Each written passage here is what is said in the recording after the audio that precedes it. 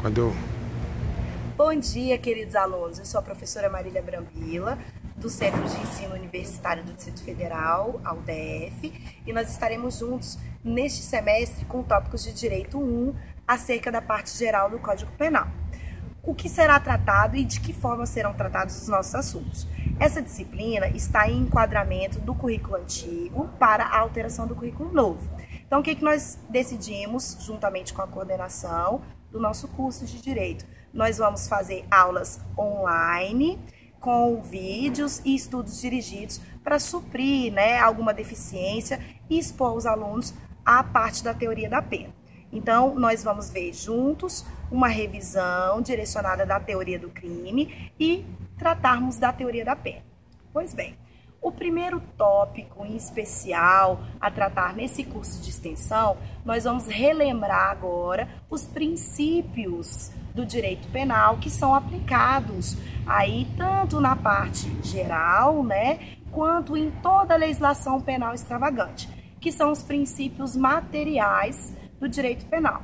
O primeiro deles está esculpido no artigo 1º do Código Penal, que é uma transcrição do artigo 5º, que fala do princípio da legalidade.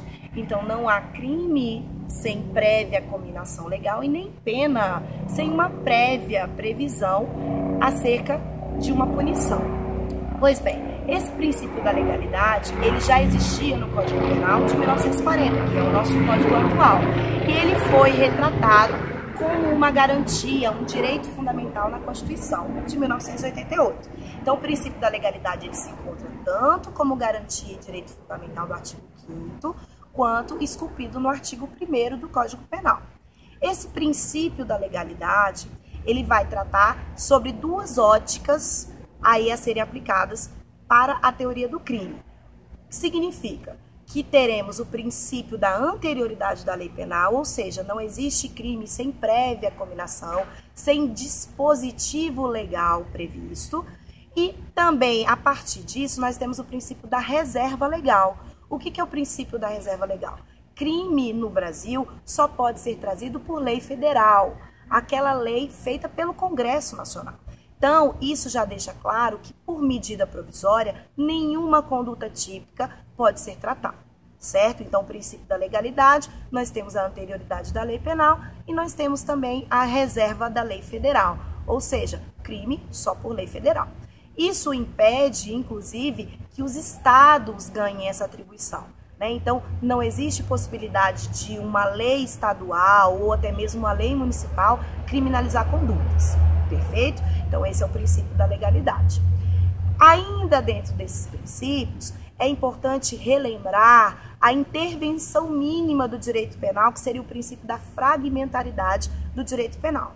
Se dentro do nosso ordenamento jurídico como um todo, nós temos outros mecanismos para prevenir, para coibir essas condutas e puni-las, o direito penal não será aplicado.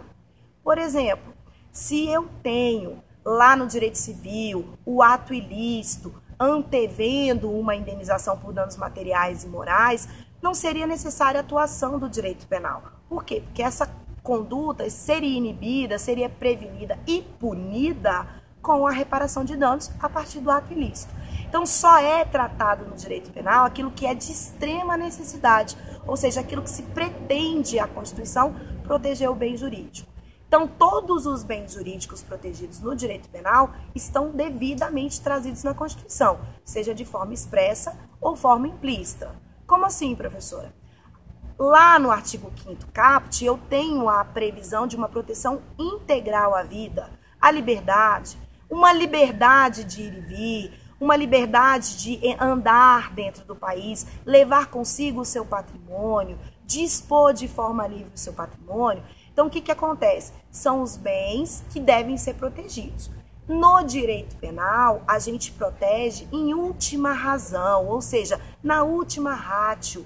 É necessária uma proteção criminal, uma proteção do direito penal para coibir esse tipo de conduta. Não sendo só necessária, suficiente para a reprovação e prevenção, a tutela administrativa, a tutela civil, não. Então, o direito penal passa a atuar. Então, o direito penal é a última esfera a ser tratado. Então eu tenho que pensar o seguinte, o que vai acontecer logo em breve? Uma grande alteração, o Código Penal vai ser completamente reestruturado. Nessa reestrutura do Código Penal, irão desaparecer os crimes contra a família, em especial os crimes contra o casamento. Por quê? Porque hoje a interpretação do casamento, o ato solene, formal, dotada dos proclamas, é uma interpretação constitucional, tem uma interpretação diferenciada. Admite-se a união estável, né, entre as pessoas, uma união factível entre as pessoas de forma informal, né, que já geram os mesmos direitos e deveres do casamento. Então, o que o Código Penal vai trazer? Vai trazer uma alteração para dizer, eu não preciso mais criminalizar a bigamia, eu não preciso mais criminalizar uma simulação de casamento, mesmo porque hoje em dia os direitos e garantias, os deveres do matrimônio estão também estendidos à união estável. Então o Código Penal vai trazer essa inovação, ou seja, sumir. Por quê? Porque a última razão não será mais necessário tutelar esse bem jurídico, casamento, no formato de 1940. Teremos outras alterações de pena, aumentando algumas penas, trazendo diminuições nessas penas, justamente pensando, enquanto o direito penal tem que prevenir e coibir esse tipo de conduta. E aconteceu recentemente uma tentativa de criminalização de alienação parental. E a alienação parental está no Estatuto da Criança e do Adolescente como uma causa de perda, né, de suspensão ou perda do direito de exercício do poder familiar. E tentou-se criminalizar essa alienação parental. E o veto do presidente, na época, veio no seguinte sentido: eu não preciso criminalizar uma conduta onde a punição máxima seria a perda do poder familiar. Qual é o interesse do Estado de puni-lo, de aplicar uma pena privativa de liberdade, restritiva de direitos, se a maior perda é do direito de exercer a guarda, de exercer o poder familiar? Então, nesse veto, ficou claro a fragmentaridade do direito penal, certo? A última razão, a intervenção mínima do direito penal. Esses são os dois princípios basilares. Um princípio também muito interessante, que nós vamos tratar dele várias vezes, é o princípio da individualização da pena. O princípio da individualização da pena, que está esculpido na Constituição também, e vai trazer toda um norte, toda uma base estrutural para a teoria da pena, assim como para a lei de execuções penais, diz o seguinte: não basta o crime ser praticado, eu tenho que analisar todas as condições do indivíduo que pratica esse crime, essa infração penal. Como assim? Eu preciso dar a César o que é de César. Então, se a Marília praticou um crime, ou se o professor Valdir praticou um crime, pode ser exatamente o mesmo crime, pode ser um crime de homicídio, mas são necessárias as análises das nuances desse crime, das circunstâncias desse crime, da motivação desse crime, como o agente se colocou diante da prática desse crime. Então, na individualização da pena, eu levo em consideração o agente para dar a ele, dentro dessa combinação em abstrato que a lei traz, uma pena justa. Justa como? Conforme o artigo 59, uma pena capaz de coibir aquele agente e outras pessoas a prática de futuros crimes, capaz de prevenir novos crimes e ser necessário e suficiente para a reprovação do delito. Ou seja, a coletividade também tem que ficar satisfeita com o quanto de pena aplicado. Então, essa individualização da pena, constitucionalmente determinada, vai nortear, inclusive, o regime inicial de cumprimento de pena. Pode ser que o rapaz seja reincidente, que o agente seja reincidente, e ele não faça jus a um regime mais benéfico por conta da reincidência. Por quê? Porque ele é um indivíduo que praticou outro delito no prazo de 5 anos. Então, eu preciso criar mecanismos legais para a viabilidade da individualização da pena, certo? Nós vamos tratar bastante dessa individualização da pena.